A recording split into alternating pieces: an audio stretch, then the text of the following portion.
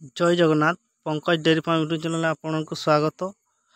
देखिपे यूट्रीफिट मेडिसिन टी यूट्रीफिट मेडिसिन काम ये जो गाई छुआ दे सारा पर जो फूल पकेवा आगु आपन ए मेडिसिन टा देले तार रिपीट प्रॉब्लम टा क्लियर होता है। जहाँफल कि 500 ml बोतलटा आपन प्रथम 200 ml देकी फूल पड़ा आगे खुआईदेवे।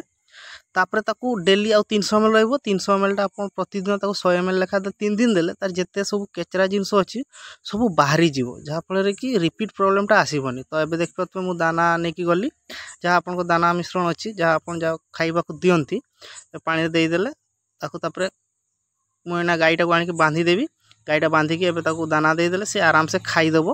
खाईदेले किस हुए ना जो रिपीट प्रॉब्लम टा आसे परे से रिपीट प्रॉब्लम टा आपन आसीबनी। जेते सब तार ओडिया आवर्जना ता पेट भितर थिबो केचड़ा सबू जिनस क्लियर हो जहाँफल से रिपीट आउ बार बार हेनी। जहाँफल कि आपंकर फार्म रिपीट प्रॉब्लम टा आसीबनी। जो गाय भी रिपीट हो भी यूट्रीफिट मेडिसिन टा देले से आराम से बढ़िया रिपीट प्रॉब्लम टा हुएनी।